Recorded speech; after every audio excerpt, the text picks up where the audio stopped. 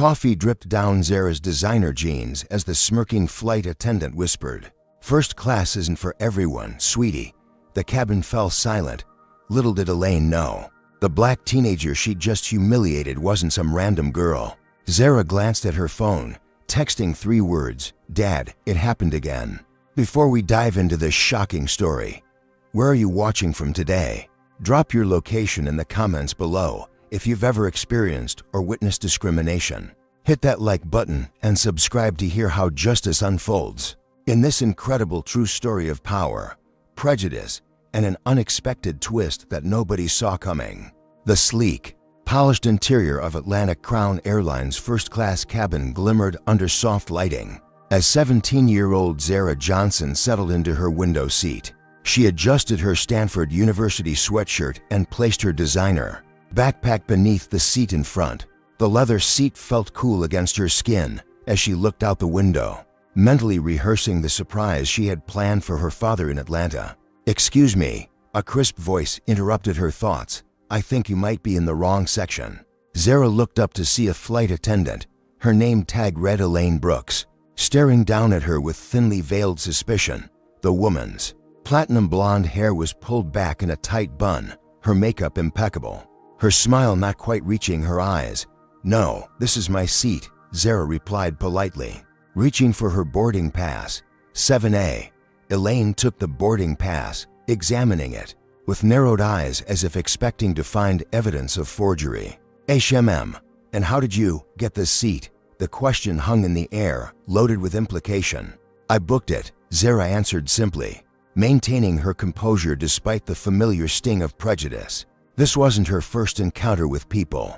Who couldn't fathom that a young black woman belonged in first class, right? Elaine said, reluctantly handing back the boarding pass.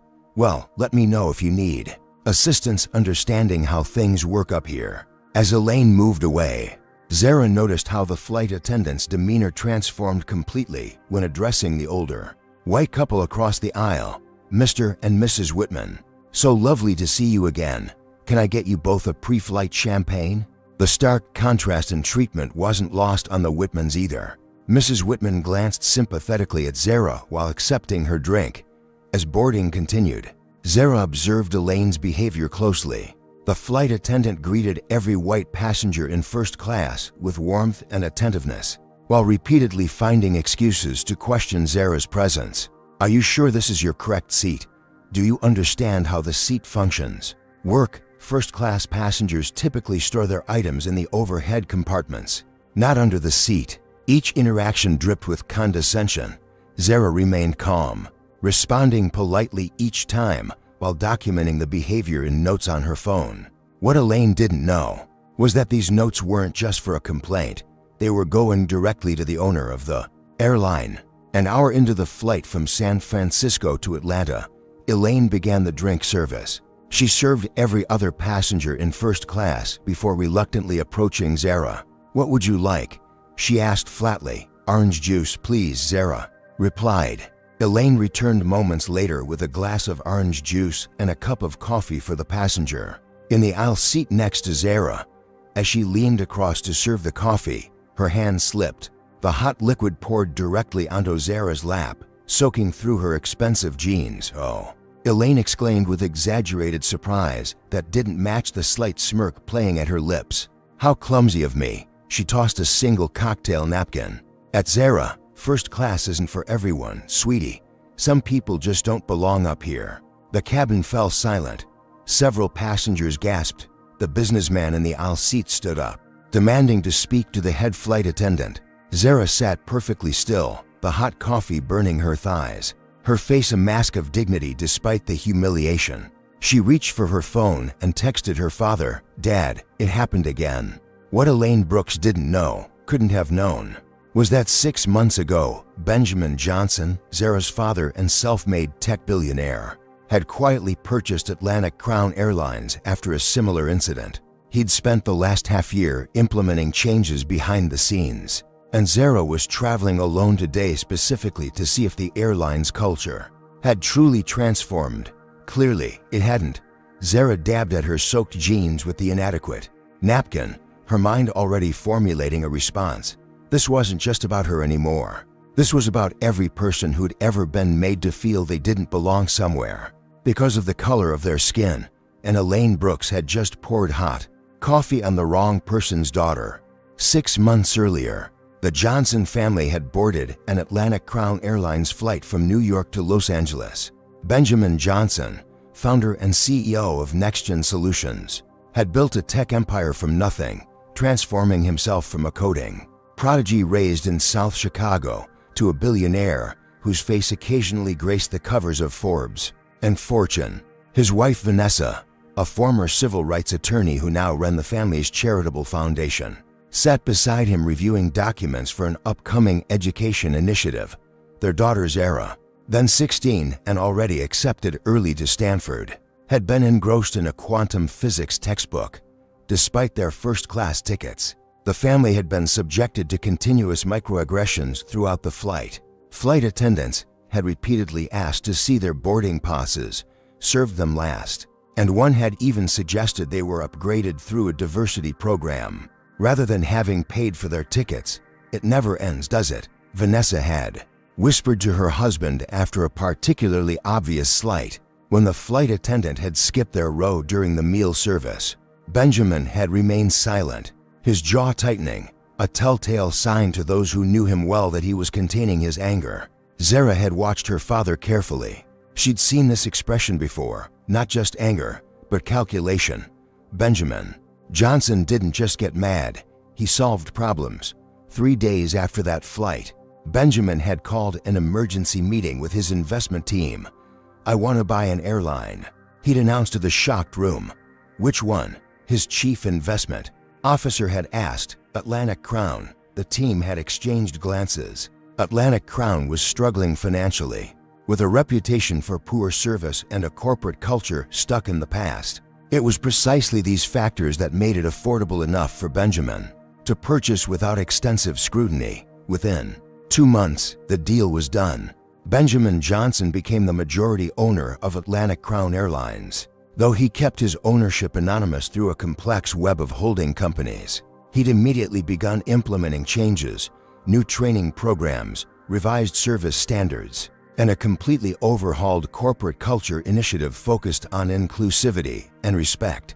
"Why not just boycott them or sue them?" Zara had asked her father when he explained what he'd done. Benjamin had smiled at his daughter. "Because boycotts and lawsuits create adversaries. I don't want to fight the airline, Zara. I want to transform it. Change has to happen from within." The plan between father and daughter had formed naturally. Zara would fly alone on Atlantic Crown in first class to meet her father in Atlanta, where he was conducting a secret inspection of one of the airline's major hubs. It would be the perfect test to see if the airline's culture had truly changed. Zara had grown up experiencing the strange duality of being both privileged and marginalized. The daughter of extraordinarily wealthy parents, she had attended the finest schools and wanted for nothing materially. Yet she had also endured the constant sting of racism, from classmates who assumed she was only at their prep school because of affirmative action, to security guards who followed her through luxury stores while ignoring her white friends. These experiences had forged in Zara a unique perspective and a steely resilience. She'd learned from her mother how to document discrimination meticulously, and from her father how to respond strategically rather than reactively. "Your anger is justified," Vanessa had always told her, "but make it work for you, not against you." Now, sitting in seat 7A with coffee-soaked jeans, Zara channeled that lesson. Instead of creating a scene, she methodically took photos of her stained clothing. She opened the Notes app on her phone and documented the incident in detail, including timestamps and direct quotes. She noticed a couple across the aisle watching sympathetically and made a mental note to approach them later for witness statements. Benjamin Johnson had faced his own struggles. As a black CEO in Silicon Valley, despite his billions, he still encountered board members who spoke over him, executives who expressed surprise at his articulation, and security personnel who stopped him in his own building. His response had always been calculated excellence and strategic advancement. Rather than public confrontation, "They expect us to lose our temper," He'd told Zara once. That's the trap. They push and push until we react, then use that reaction to confirm their prejudices. Don't give them what they expect. Give them what they fear: competence, confidence, and consequences. As Zara sat with uncomfortably wet clothes at 35,000 feet, she wasn't planning a tantrum or even an immediate complaint. She was planning justice, not just for herself, but for every passenger who'd ever been made to feel less than worthy of respect because of their race. Elaine Brooks had no idea who she'd just messed with, and Zara found a certain calm satisfaction in that knowledge. The Johnson family didn't just have wealth, they had influence, intelligence, and a deep commitment to creating change. Atlantic Crown Airlines was about to get the wake-up call its culture desperately needed. And Zara Johnson, the teenager Elaine had just humiliated, would be the one delivering it. Who was Elaine Brooks? What circumstances and beliefs led a 15-year veteran flight attendant to deliberately pour hot coffee on a teenager's lap? If you've ever wondered what goes through the mind of someone who discriminates against others, comment number 1 below. If you believe people deserve second chances after making terrible mistakes, comment number 2. And if you think corporations need to take stronger action against discrimination, hit that like button and subscribe for more stories about justice and accountability. But first, let's step into Elaine's world and understand what brought her to this pivotal moment. Elaine Brooks stared at her reflection in the tiny bathroom mirror of the aircraft, barely recognizing the woman looking back at her. At 43, the job had taken its toll. The constant jet lag, the recycled air, the endless demanding passengers. She splashed cold water on her face, careful not to smudge her meticulously applied makeup. She needed to look perfect. Appearance was everything in this job, one of the few things she could still control. 15 years ago, Elaine had been Atlantic Crown's star flight attendant. Her customer service evaluations had been impeccable. She'd been featured in the company newsletter 3 times and had even appeared in a promotional video about the airline's commitment to excellence. That was before the divorce, before Gary left her for a 28-year-old yoga instructor, before the housing market crash took half her savings, before she'd been passed over for the senior purser position 3 times in favor of younger, more diverse candidates. At least, that's how she saw it. It's all about checking boxes now, she'd complained to her fellow flight attendant, Brenda, during their layover in Phoenix last week. Merit doesn't matter anymore. It's all about what you look like, not how well you do your job. Brenda had nodded sympathetically. Though she'd looked uncomfortable with the direction of the conversation, Elaine dried her hands and exited the bathroom, making her way back to the galley where Diego Rodriguez, the newer flight attendant assigned to first class with her today, was preparing the drink cart. That girl in 7A, Elaine said quietly. Did you check her boarding pass during pre-boarding? Diego looked up, confused. The teenager. Yeah, everything was in order. Doesn't it seem strange to you? A kid like that in first class? Diego shrugged. Not really. Could be traveling on her parents' points. Could be a tech executive's kid. Lots of possibilities. Elaine pressed her lips together. Diego didn't understand. He was too new, too naive. In her 15 years of experience, Elaine had developed what she considered a sixth sense about passengers who didn't belong in first class. The girl in 7A had been wearing expensive clothes. True, but she didn't carry herself with the entitled confidence Elaine associated with wealth. There was something off about the situation, and Elaine felt personally affronted by it. What Elaine wouldn't admit, even to herself, was that her suspicion was rooted entirely in the color of Zara's skin. In Elaine's mind, she wasn't racist. She simply had standards and expectations about the type of clients who flew in premium cabins. The fact that these standards and expectations consistently disadvantaged passengers of color was something she refused to examine. 3 months ago, Atlantic Crown had implemented a new training program on unconscious bias and inclusive customer service. Elaine had sat through the full-day session with thinly veiled contempt, dismissing it as political correctness gone mad and reverse discrimination. When the trainer had asked attendees to reflect on their potential biases, Elaine had written nothing down, convinced she had none. I don't see color. She'd told her seatmate during a break, "I treat everyone exactly the same," but she didn't, and deep down, she knew it. As Elaine prepared to serve drinks to the first-class cabin, she mentally categorized passengers as she always did: the real first-class passengers, who deserved special attention, and those who had somehow gamed the system to be there, passengers who required proof they belonged. She served the Whitmans first, loyal customers who flew Atlantic Crown at least monthly, then the business executives in 5C and 5D, then the older gentleman in 8B who had pre-ordered a special meal, indicating he was a frequent flyer familiar with the system. She saved the girl in 7A for last, a small power play that Elaine had perfected. Over the years, make them wait. Remind them they're not the priority. When she finally approached Zara, she felt an irrational surge of anger at the girl's composed demeanor. There was no gratitude, no attempt to prove she belonged there. Just a simple request for orange juice, as if she ordered drinks in first class every day. The decision to accidentally spill the coffee wasn't conscious or premeditated. It was instinctual, a momentary surrender to the ugliest impulses that Elaine normally kept hidden beneath her professional veneer. The instant the hot liquid left the cup, a flash of satisfaction coursed through her, immediately followed by the horrified realization of what she'd done. But instead of apologizing sincerely, Elaine doubled down. "First class isn't for everyone. Sweetie, some people just don't belong up here." The words hung in the air, impossible to retract. She saw the shock on passengers' faces.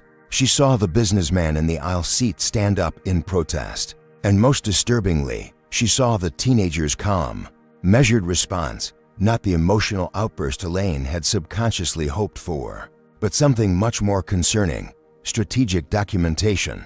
As Elaine retreated to the galley, her hands trembling slightly, Diego stared at her with undisguised shock. "What?" she snapped defensively.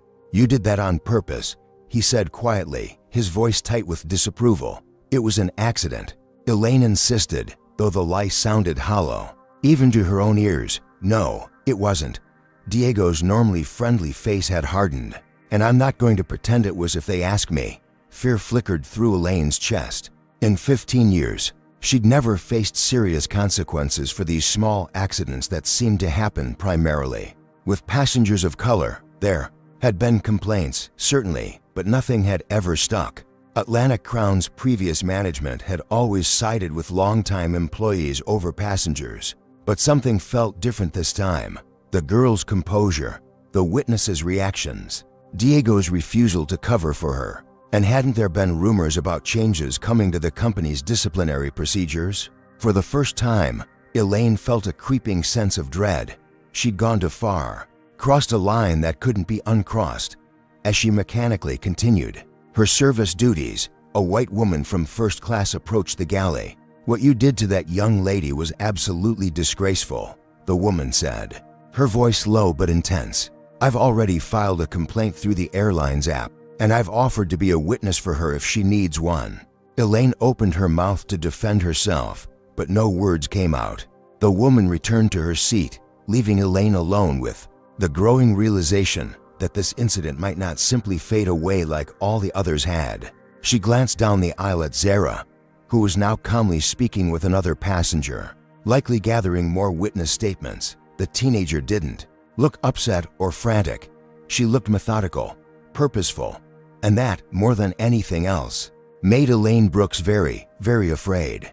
2 hours into the transcontinental flight, the seatbelt sign dinged off after a patch of turbulence. Zara Johnson had spent this time meticulously documenting everything, taking photos of her stained clothing, noting exact times and quotes in her phone, and quietly collecting contact information from sympathetic passengers around her who had witnessed the incident.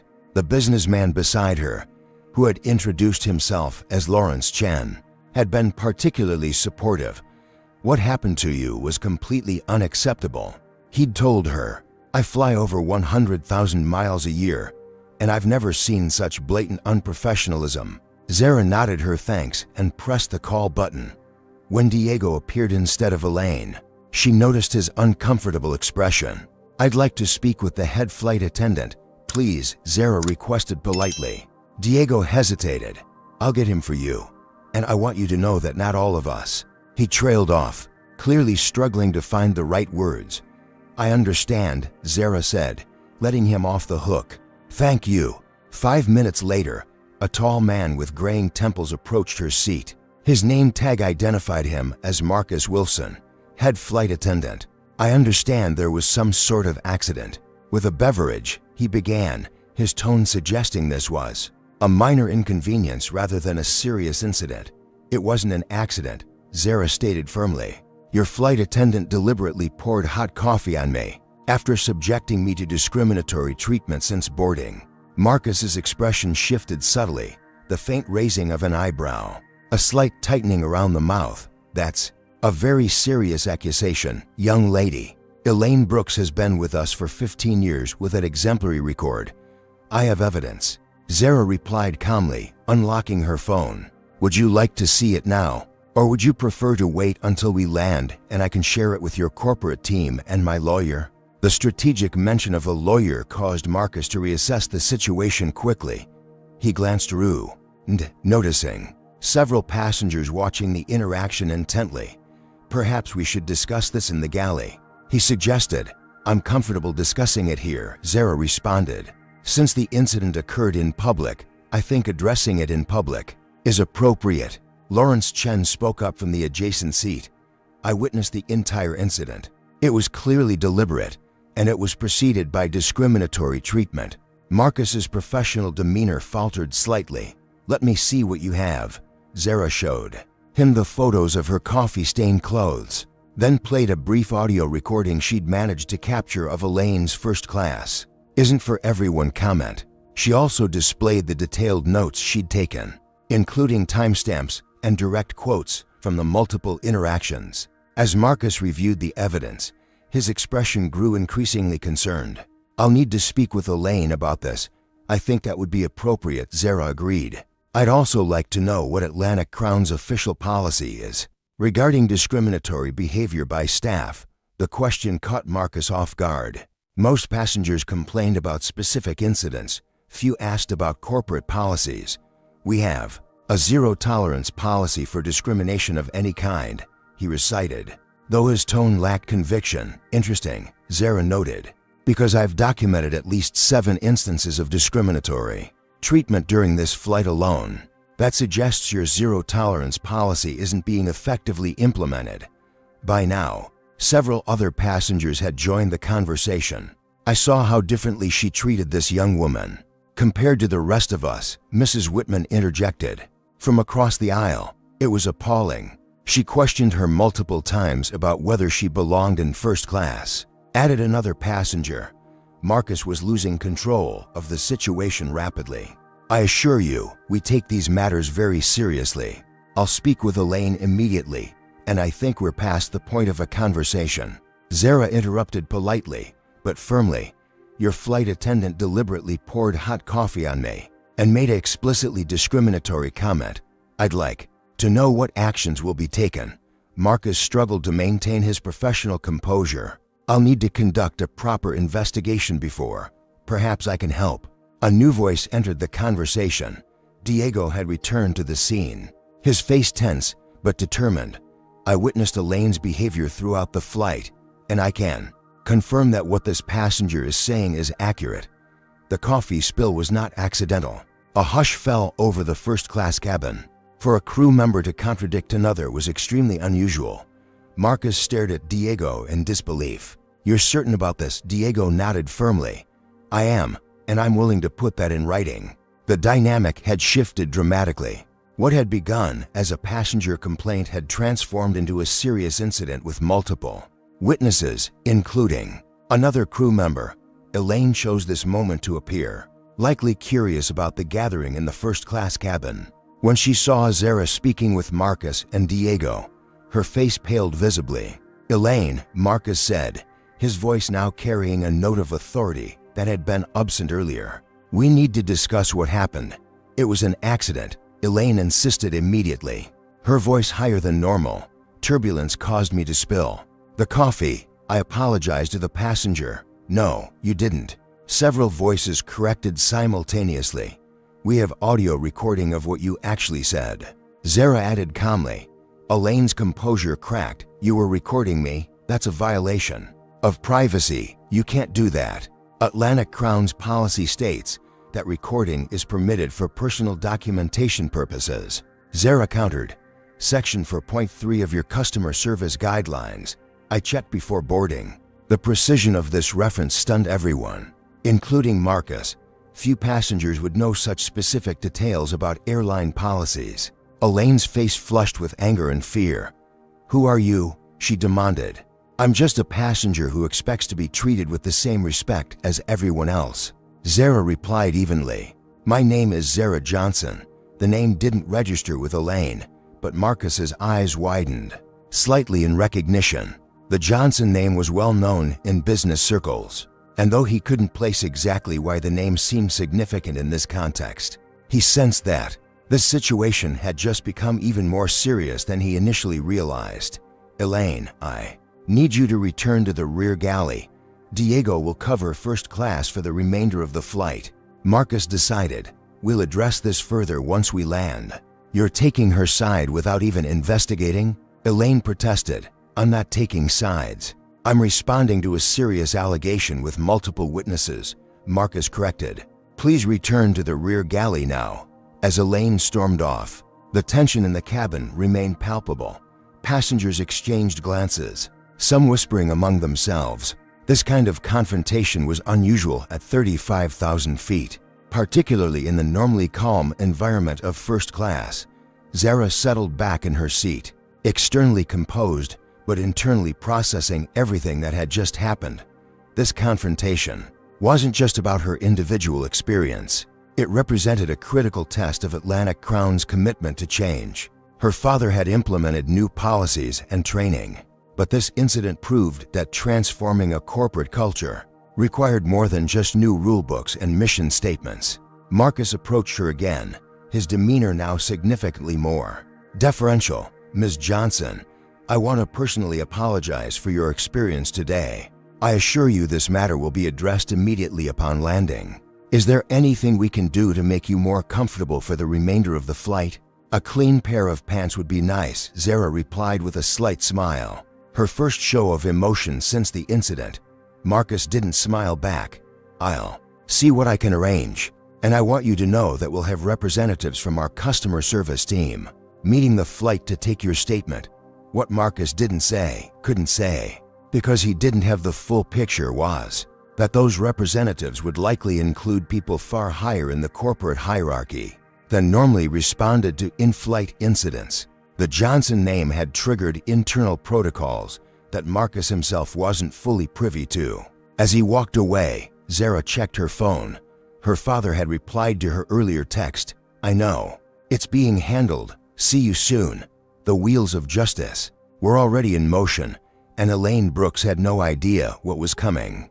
The descent into Hartsfield-Jackson Atlanta International Airport was smooth, the sprawling lights of the city glittering below like a constellation grounded on Earth.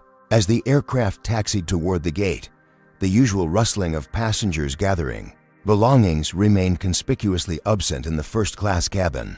An unusual tension hung in the air, passengers exchanging knowing glances as the plane finally came to a stop. Marcus's voice came over the intercom. "Ladies and gentlemen, welcome to Atlanta. Local time is 8:45 p.m. with clear skies and a temperature of 76 degrees. We ask that all passengers please remain seated momentarily while we address a situation." Confused murmurs rippled through the cabin. Zara remained still, her coffee-stained jeans now uncomfortably dry and stiff against her skin.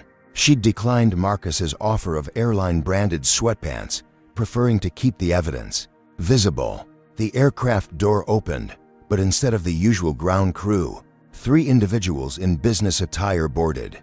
The first was a stern-looking woman in her 50s with a tablet in hand, flanked by 2 younger men in suits carrying briefcases emblazoned with the Atlantic Crown logo. Marcus approached them, speaking in hushed tones while occasionally gesturing toward the first-class cabin. The woman nodded briskly, her expression growing more serious with each passing moment. Near the back of the plane, Elaine stood rigid in the galley, her face pale as she watched the interaction.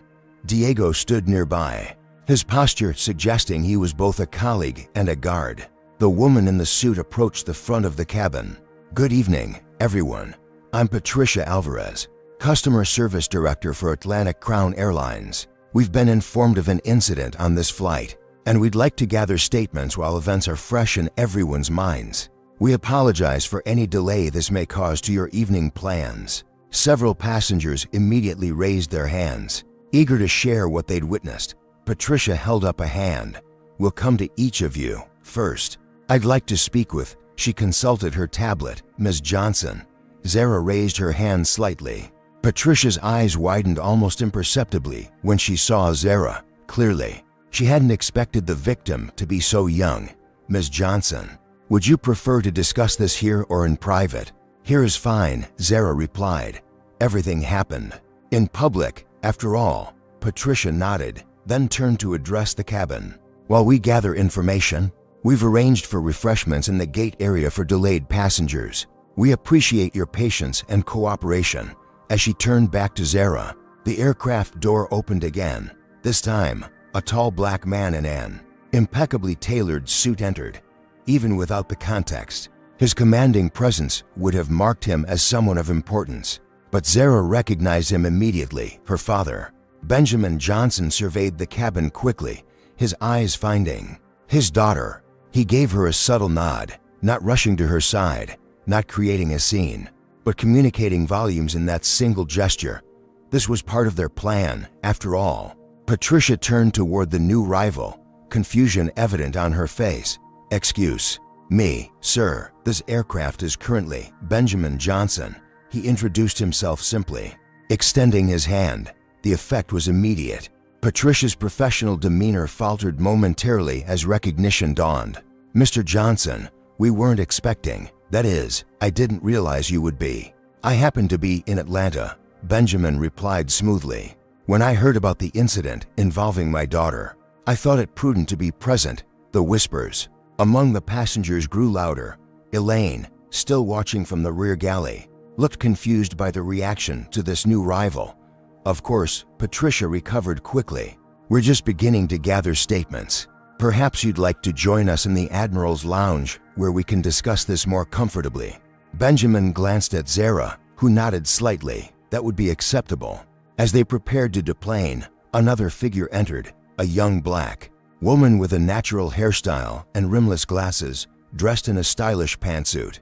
On Taylor Williams, head of diversity and inclusion for Atlantic Crown, she introduced herself. "I was in economy on this flight and heard about the incident.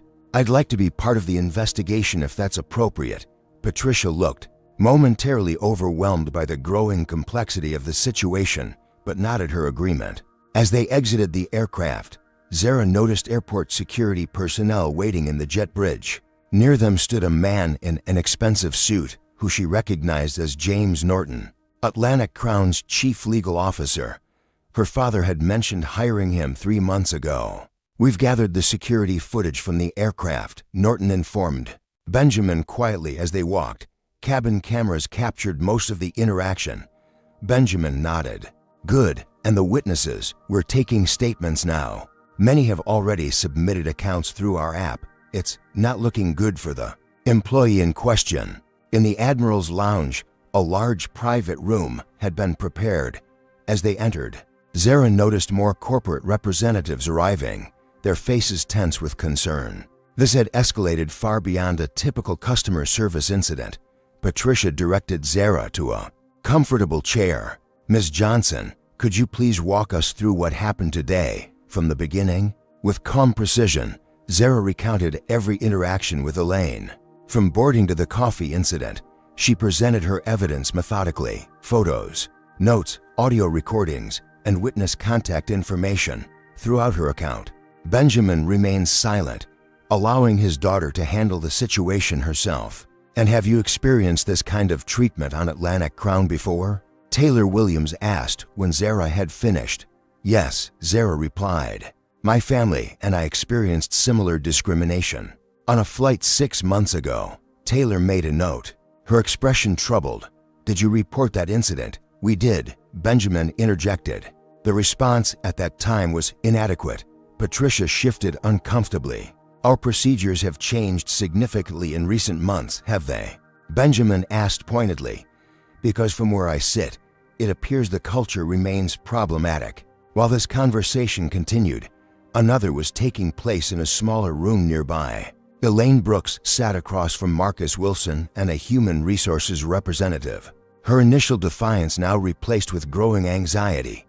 "The evidence is quite clear, Ms. Brooks," the HR representative stated flatly. "Multiple witnesses, including another crew member, have confirmed that you deliberately poured coffee on a passenger and made discriminatory comments." "It wasn't about her race," Elaine insisted, though her voice lacked conviction. "She just didn't seem like she belonged in first class." "And what exactly does someone who belongs in first class look like, Ms. Brooks?" Marcus asked coldly. Elaine had no answer. Back in the main conference room, the investigation continued to unfold.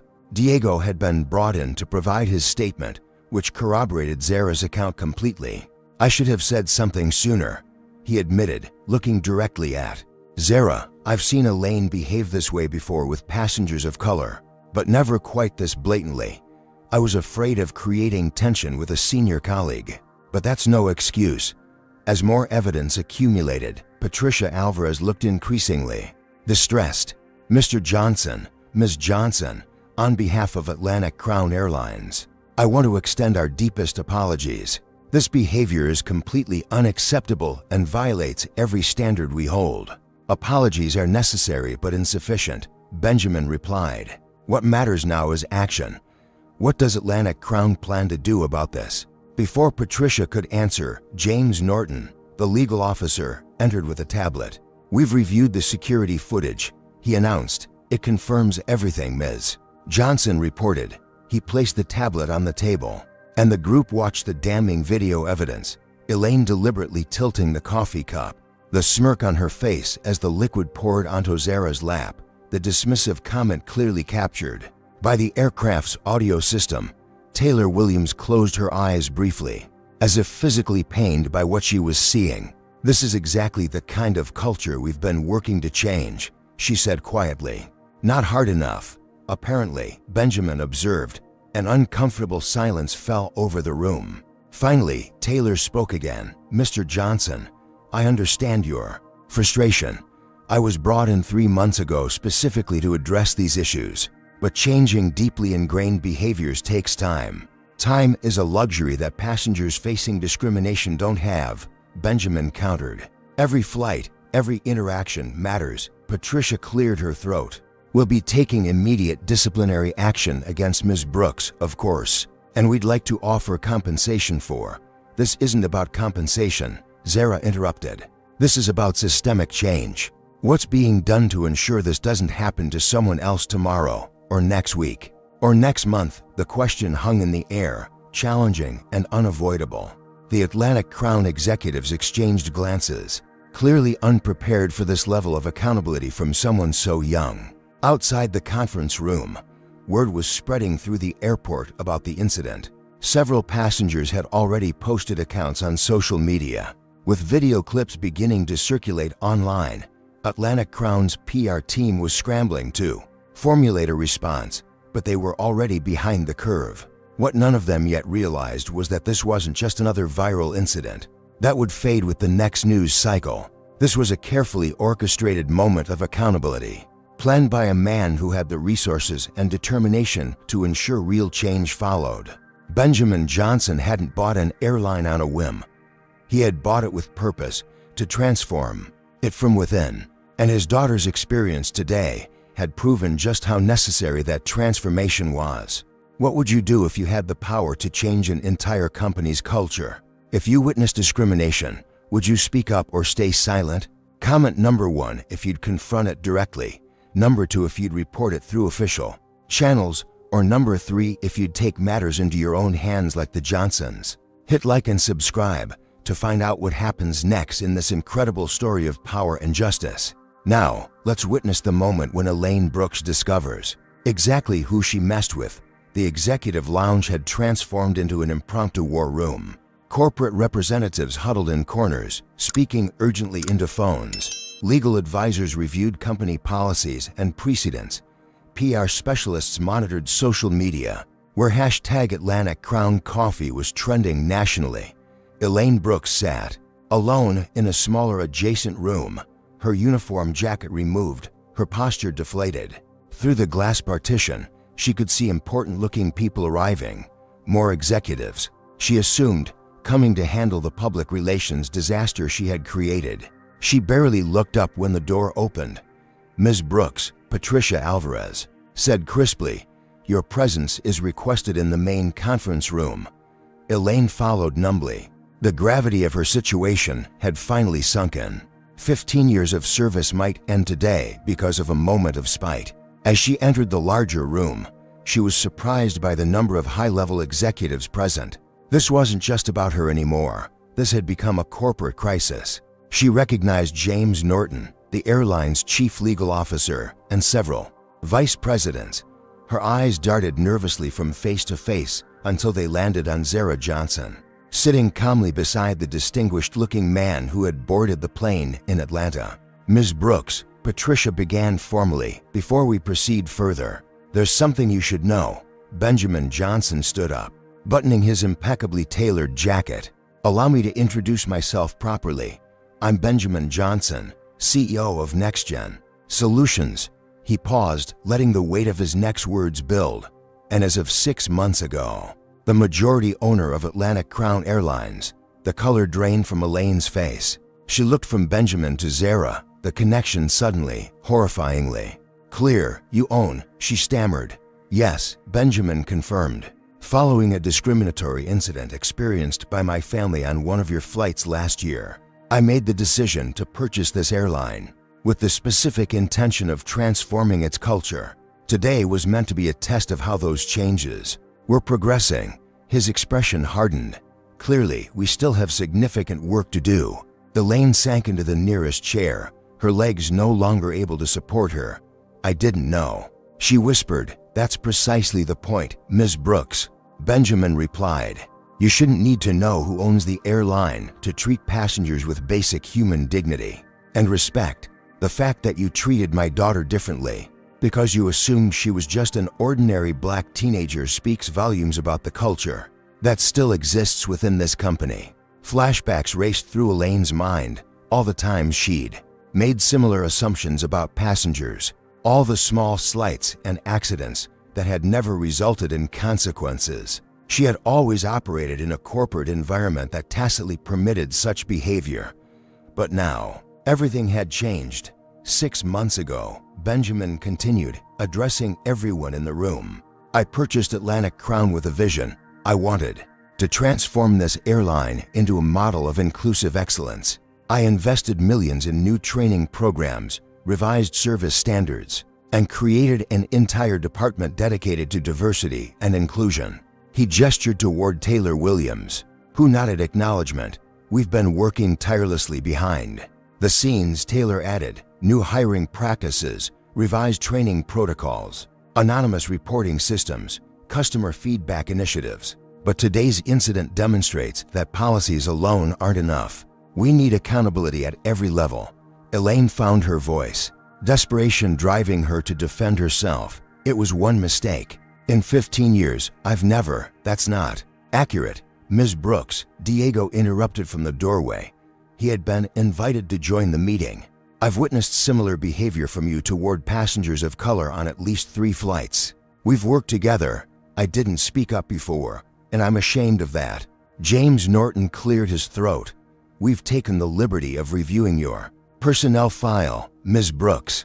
There have been 8 complaints of discriminatory treatment filed against you in the past 3 years alone. Under the previous management, these were dismissed or buried. That will no longer be the case." On a large screen at the end of the room, a social media monitoring dashboard displayed real-time reactions to the incident.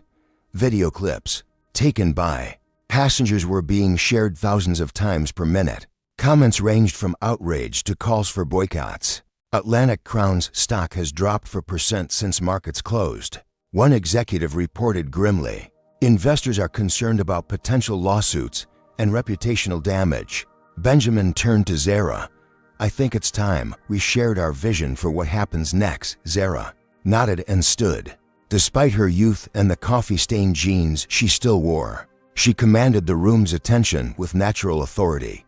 What happened today isn't just about one flight attendant or one incident. She began, it's about a culture that has permitted and sometimes encouraged differential treatment based on race, appearance, or perceived social status. My father didn't buy this airline to punish individuals. He bought it to create meaningful, lasting change. She looked directly at Elaine. Ms. Brooks, your actions today were wrong. Not because I'm the owner's daughter, but because no passenger should ever be treated that way. But you're also part of a system that failed to properly train, monitor, and hold accountable its employees.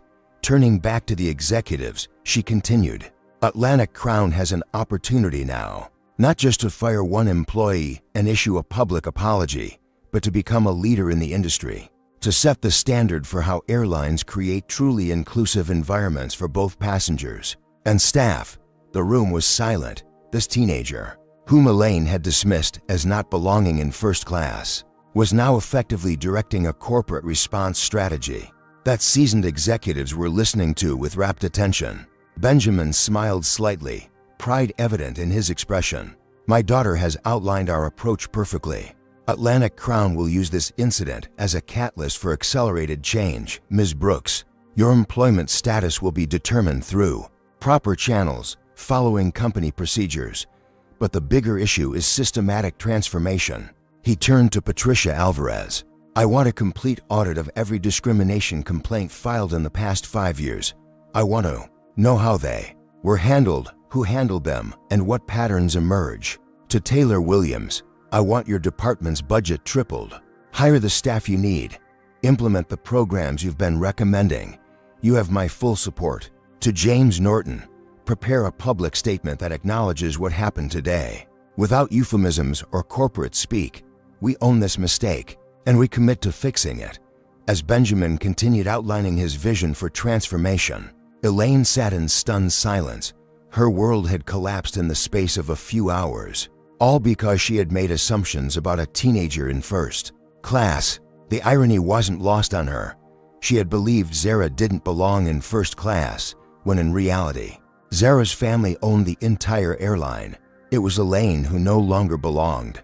As the meeting continued around her, Elaine found herself watching Zara, her composure, her articulate contributions to the discussion, her evident intelligence. Shame washed over her as she confronted the prejudices that had led her to make such catastrophic misjudgments. By the time the meeting concluded, Atlantic Crown's immediate response had been formulated. Elaine had been placed on administrative leave pending investigation, and Benjamin Johnson had made it clear that this incident would mark a turning point in the airline's history. As Elaine was escorted out, she passed Zara in the hallway. I'm sorry, she said quietly, the words entirely inadequate for what had transpired.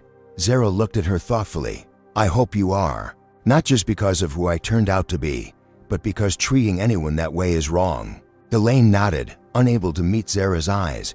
As she walked away, the weight of her actions, not just today, but throughout her career, finally settled fully upon her shoulders. The morning after the coffee incident, Benjamin and Zara Johnson sat in a private conference room at Atlantic Crown's Atlanta headquarters, reviewing media coverage on multiple screens. The story had exploded overnight, with major news networks picking it up and social media users sharing their own experiences of discrimination on airlines. They're calling it coffee justice, Zara noted, scrolling through Twitter. It's already spawned a dozen memes. Benjamin nodded thoughtfully. Public reaction is divided along predictable lines. Some see it as righteous accountability, others think the response is disproportionate to the offense. On one screen, a financial news channel displayed Atlantic Crown's stock price, which had dropped 7% since market opening. The ticker at the bottom showed analysts questioning whether the airline could weather the public relations crisis. Patricia Alvarez entered with a stack of reports. The preliminary investigation has been completed. she announced, placing the documents on the table as expected. We found substantial evidence supporting all allegations against Ms. Brooks and the broader audit. Benjamin inquired. Patricia's expression tightened. It's concerning. We've identified 43 similar complaints filed in the past year alone, most of which were dismissed with minimal investigation. There appears to have been an unofficial policy of protecting long-term employees regardless of passenger experiences. Who implemented this policy? Zara asked. It wasn't written down anywhere, Patricia explained. But our interviews suggest it originated with the previous VP of Operations, Harold Whitfield. He created a culture where customer complaints were treated as annoyances rather than opportunities for improvement. Benjamin made a note. Whitfield resigned when I purchased the airline. Correct, yes. But many of his protégés remain in middle management positions. That needs to change, Benjamin stated firmly. Taylor, what's your assessment? Taylor Williams, who had been reviewing the same reports, looked up. This confirms what I suspected when I joined 3 months ago.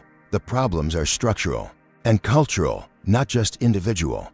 Ms. Brooks is a symptom, not the disease. The door opened again, and James Norton entered with Atlantic Crown's head of human resources. We've finalized the disciplinary recommendation for Ms. Brooks, Norton announced. Given the evidence and the public nature of the incident, termination is the only viable option. Benjamin considered this. Has she made any statement? She submitted a written apology this morning, the HR director replied, sliding a document across the table. It's mixed.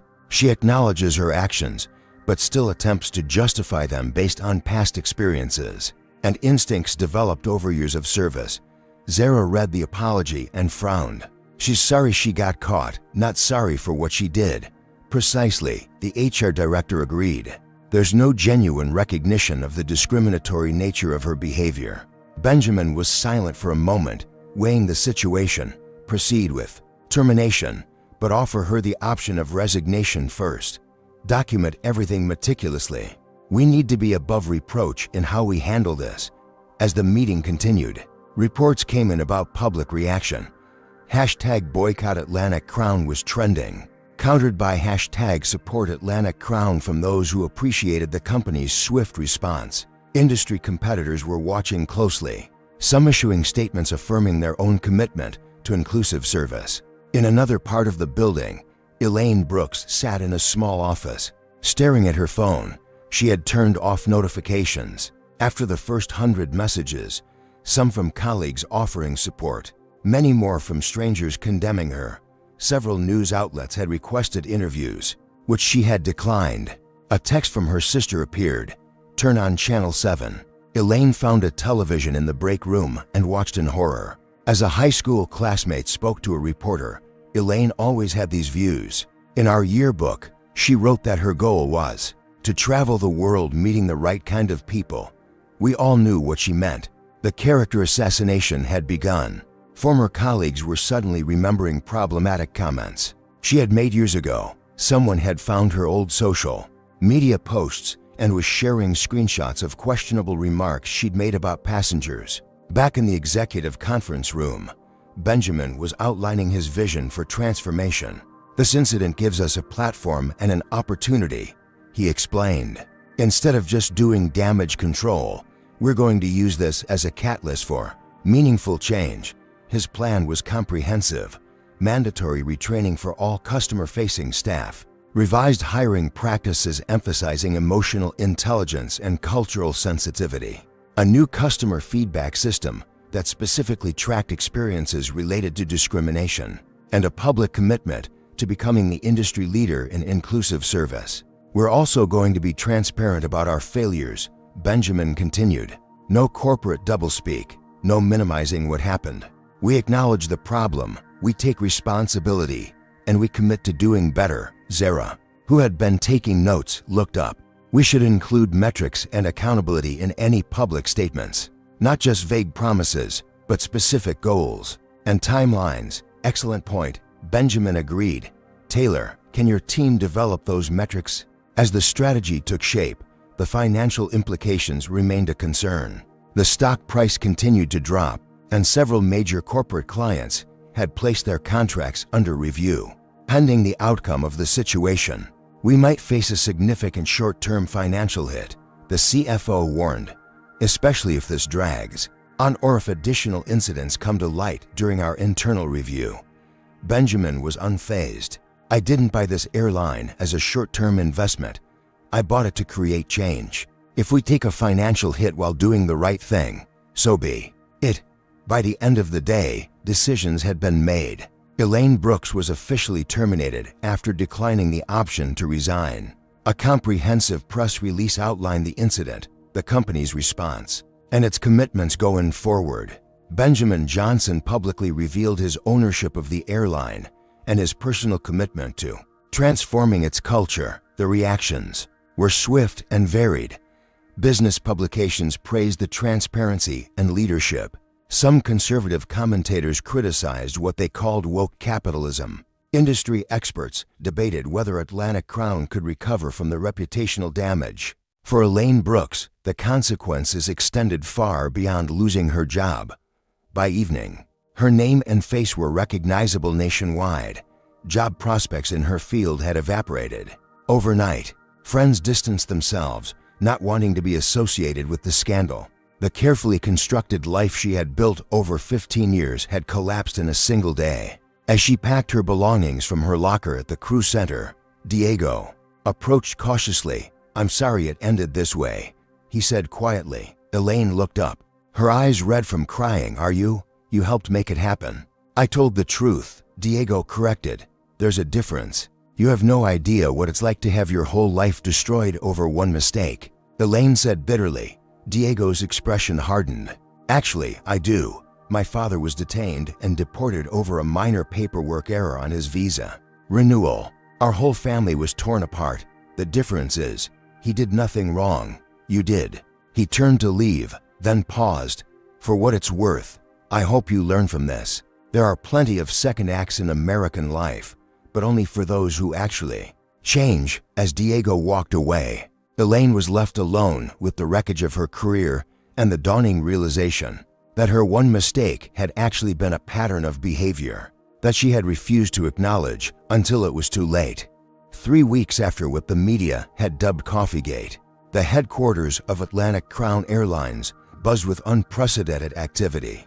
Conference rooms that had once hosted mundane operational meetings now vibrated with energy as cross-functional teams worked to implement the most ambitious corporate transformation in the company's history. In the largest meeting space, newly appointed Chief Diversity Officer Taylor Williams stood before a diverse group of employees: flight attendants, pilots, gate agents, baggage handlers, and corporate staff who had been selected to form the company's first Inclusion Advisory Council. "What happened 3 weeks ago was a failure," Taylor began frankly, "not just of one employee, but of our entire system. Today, we begin the real work of transformation." The walls around them were covered with journey maps, process diagrams, and feedback from thousands of passengers who had responded to the company's unprecedented request for honest critiques of their experiences. Among those seated in the front row was Diego Rodriguez, recently promoted to senior flight attendant trainer, specifically focused on inclusive customer service. Beside him sat Zara Johnson, who had taken on a formal role as a special advisor to the Transformation Initiative.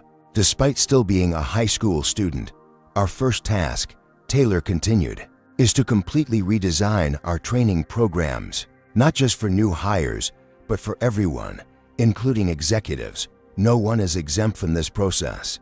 The training program they unveiled was revolutionary for the airline industry. Developed in partnership with leading civil rights organizations and behavioral psychologists, it went far beyond the superficial diversity workshops that had become corporate window dressing. This program included immersive experiences, data-driven feedback, and ongoing coaching. "We're not just telling people what not to do," Zara explained to the group. "We're helping them understand why inclusive practices matter and how they create better experiences for everyone." The transformation extended beyond training. Atlantic Crown was systematically examining every touchpoint in the customer journey, from booking to baggage claim. identifying where bias could creep in and redesigning processes to eliminate it. Benjamin Johnson had given the transformation team an extraordinary mandate: question everything, challenge every assumption, and rebuild from first principles if necessary. Cost was not to be the primary consideration, getting it right was. In the weeks following Elaine's termination, the internal investigation had revealed uncomfortable truths about Atlantic Crown's culture. Multiple employees had been identified as having similar patterns of discriminatory behavior. Some had been terminated, others placed on improvement plans with clear metrics and timelines. What surprised many was the number of employees who came forward voluntarily, admitting to past behaviors they now recognized as problematic and asking for guidance on how to improve. The atmosphere of accountability had created space for genuine reflection and change. One such employee was Marcus Wilson, the head flight attendant who had initially dismissed Zara's complaint. He had requested a meeting with Zara and Benjamin, which was taking place in a smaller conference room down the hall from the main transformation workshop. "I've been with Atlantic Crown for 22 years, Marcus began, his hands clasped tightly on the table. "I've seen a lot of changes, but I've also been part of the problem. When you first reported what happened, my instinct was to protect my colleague and the company, not to seek the truth." He looked directly at Zara. "I failed you as a passenger, and I failed myself as a professional. I'm here to apologize, but also to tell you that I'm committed to being part of the solution." Zara studied him thoughtfully. "What made you realize you needed to change?" Marcus considered the question carefully. "It wasn't just seeing the evidence against Elaine. It was watching how you handled the situation with such clarity and purpose. It made me ask myself why my first instinct was to doubt you rather than protect you." The answer wasn't comfortable. Benjamin, who had been observing silently, finally spoke. "Marcus, we're not interested in performative apologies. We're interested in meaningful change. What specifically are you doing differently now?" "I've started documenting every passenger interaction where I feel any hesitation or bias creeping in," Marcus explained. "I examine my assumptions and question where they're coming from. And I've been having hard conversations with my teams about incidents we've dismissed in the past." He pulled out a small notebook. "I keep this with me on every flight now. When I notice patterns in how I or my team are responding to different passengers, I write them down. Then I analyze them later." It's been eye-opening. This kind of individual accountability was being mirrored at the corporate level. Atlantic Crown had taken the unprecedented step of publishing quarterly inclusion metrics, hard data on everything from complaint patterns to hiring, and promotion statistics broken down by race, gender, and other demographics. The company had also established an independent review board composed of civil rights leaders, industry experts, and customer advocates. This board had full access to company data and the authority to publicly report on Atlantic Crown's progress without management approval or editing. These initiatives had begun to attract attention beyond the original incident. Business schools were developing case studies on Atlantic Crown's approach to cultural transformation. Other airlines were watching closely, some already beginning to implement similar programs. The financial impact had been significant, but not catastrophic. After an initial drop, Atlantic Crown's stock had stabilized as investors recognized that the company's transparent approach and commitment to change represented a long-term investment in sustainability rather than a short-term public relations crisis. More surprisingly, customer loyalty was increasing. Passengers were choosing Atlantic Crown specifically because of its public commitment to inclusive service. Corporate clients who had initially put their contracts under review were now returning, some even increasing their business with the airline. In the employee cafeteria, Diego sat with a group of flight attendants who had just completed the new training program. The conversation was animated, with participants sharing insights and reflections. "What struck me," one veteran flight attendant said, "was realizing how many assumptions I make about passengers within the first few seconds of seeing them. I never thought of myself as biased, but the data doesn't lie." "The hardest part for me," another added, "was admitting the times I witnessed inappropriate behavior and said nothing." I kept telling myself it wasn't my place to intervene. Diego nodded. That was my failure with Elaine. I saw the pattern, but stayed silent until it became impossible to ignore. As they continued their discussion, Taylor Williams stopped by their table. How are you all feeling about the changes? The responses were thoughtful and nuanced. Some expressed enthusiasm about the new direction. Others admitted to feeling overwhelmed by the pace of change. All agreed that the transformation was necessary. Change is never comfortable, Taylor acknowledged, but discomfort is often where growth happens. In her office later that afternoon, Taylor met with Benjamin and Zara to review progress. The walls were covered with project plans, timelines, and metrics tracking every aspect of the transformation initiative. We're ahead of schedule on the training rollout, Taylor reported, and the feedback has been remarkably positive. People genuinely want to do better. They just needed the tools and the permission.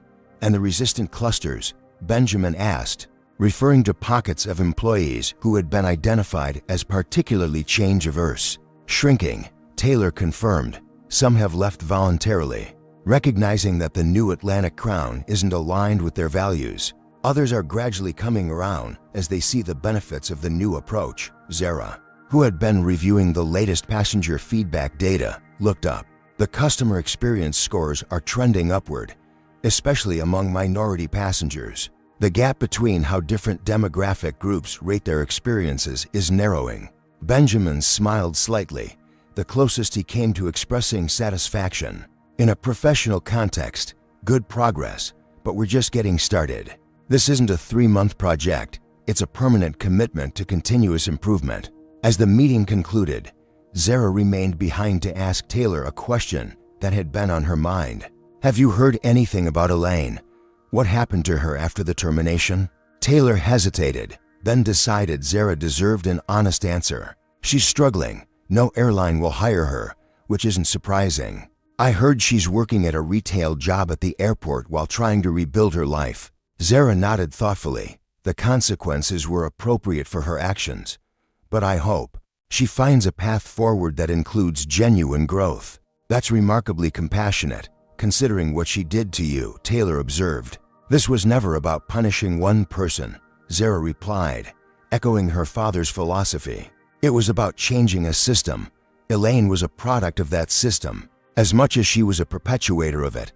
As she gathered her things to leave, Zara glanced at the transformation roadmap on Taylor's wall, a visual representation of Atlantic Crown's journey, from where it had been to where it was going. The coffee incident appeared as a single point on that timeline, a catalyst that had set everything else in motion. 6 months after the incident that transformed Atlantic Crown Airlines, Zara Johnson walked through the company's headquarters with a new employee badge. Clipped to her blazer, Executive Intern, Strategic Initiatives read the title beneath her name. At 18, she was by far the youngest person to ever hold such a position at the airline. Summer sunlight streamed through the windows of the modernized office space. As Zara made her way to her first official meeting, employees nodded respectfully as she passed, some offering congratulations on her recent high school graduation and Stanford acceptance. The Atlantic Crown that existed today barely resembled the company of 6 months ago. The airline had become the industry leader in inclusive practices, with competitors scrambling to implement similar initiatives. Its training programs were being licensed to other companies across multiple industries. Most importantly, passenger satisfaction scores had reached all-time highs, with the gap between demographic groups all but eliminated. In the executive conference room, Zara joined her father and the senior leadership team for the quarterly strategy review. As she took her seat, she couldn't help but reflect on how much had changed since that fateful flight. Before we begin, Benjamin announced, I'd like to acknowledge today as the 6-month anniversary of what we now call our awakening. While the catalyst was unfortunate, the transformation has been remarkable. The presentation that followed detailed the company's progress. Employee retention had improved by 23%. Customer loyalty had increased across all demographic groups. And despite initial financial concerns, the airline's stock was now trading 15% higher than before the incident. We've proven that doing the right thing is also good business," Benjamin concluded. "But our work is far from done." After the meeting, Zara had a personal errand to run. She took the company shuttle to Hartsfield-Jackson International Airport, making her way through the bustling terminals to a small retail shop near Concourse B. Behind the counter stood Elaine Brooks, arranging travel pillows on a display. She looked different. Her hair was simpler, her makeup less severe, her expression more subdued. She didn't notice Zara at first, focused on her task. When she finally looked up and recognized her former passenger, Elaine froze. The color drained from her face. "Ms. Johnson," she said quietly, "I didn't expect to ever see you again." "I wanted to check in," Zara replied simply. "See how you're doing." Elaine glanced around nervously, as if expecting cameras or lawyers to appear. "Why would you care?" "Because what happened wasn't just about you and me. It was about systems and cultures that allow discrimination to flourish. I've been working to change those systems." Elaine's defensive posture softened slightly. "I've been doing a lot of thinking since everything happened. Taking some classes too." "What kind of classes?" "Social justice, actually, at the community college." Elaine gave a humorless laugh. "Ironic, I know. But I'm trying to understand why I did what I did, the assumptions I made without even realizing it." Zara studied her thoughtfully. "Do you understand now?" Elaine considered the question carefully. "I'm starting to. I see things differently now, like I'm looking at the world through new eyes. I catch myself making assumptions about people and have to stop and question where those thoughts are coming from." She paused. "It's humbling. Painful, honestly. Growth usually is," Zara observed. An awkward silence fell between them. Finally, Elaine spoke again. "I want you to know that my apology, my real apology, not the first one I wrote, is genuine. What I did was wrong, not just the coffee, but the whole way I treated you and probably hundreds of other passengers over the years." Zara nodded, accepting the apology without explicitly stating forgiveness. "What are your plans now?" "One day at a time," Elaine replied. "This job pays the bills while I take classes. Maybe someday I'll work in corporate training, helping people avoid making the mistakes I made. That's the hope, anyway." As Zara prepared to leave, Elaine asked the question that had clearly been on her mind. "Why did your father buy the airline? He could have just sued, gotten me fired, made a public example of the company." "Because he's not interested in punishment. He's interested in transformation," Zara explained. "Individual consequences are necessary, but they don't change systems." He wanted to change the whole system. That evening, the Johnson family gathered for dinner at their Atlanta home. Benjamin, Vanessa, and Zara sat around the table, celebrating not just Zara's first day as an intern, but the milestone of 6 months since the transformation began. "I saw Elaine today," Zara mentioned between courses. Benjamin raised an eyebrow. "How did that go?" Zara considered the question. "Better than I expected. She's different now, humbled, reflective. Taking classes on social justice, if you can believe it. People can change when they're forced to confront the consequences of their actions." Vanessa observed, "Not everyone, but some. Do you think she deserves a second chance?" Benjamin asked his daughter, curious about her perspective. "I think everyone deserves the opportunity to grow," Zara replied carefully. "Whether she's earned a second chance in the airline industry specifically, that's a different question. Some bridges can't be rebuilt." The conversation shifted to Zara's plans for her future role in the company. Although Stanford and her education remained her priority, she had accepted a position as a special advisor to Atlantic Crown's board, focusing specifically on continuing the cultural transformation. "What you've accomplished in 6 months is remarkable," Vanessa told her husband and daughter. "You've created a model that other companies are already emulating." Benjamin nodded thoughtfully. "The next step is industry-wide change. I've been speaking with CEOs from 3 other airlines about forming a coalition against discrimination in air travel. They were reluctant at first, but our success has made them reconsider." The following morning, Zara boarded an Atlantic Crown flight to San Francisco for a college orientation program. As she settled into her first-class seat, she noticed the subtle differences in the experience. from the diverse crew, to the inclusive language used in announcements to the more attentive service provided to all passengers regardless of appearance or background. Midway through the flight, Zara observed a flight attendant repeatedly questioning an older Middle Eastern man about his seat assignment in premium economy. Despite his clear explanation that he had been upgraded, the interaction wasn't overtly hostile, but the underlying suspicion was familiar. Without hesitation, Zara pressed her call button. When the head flight attendant appeared, she quietly explained what she had observed.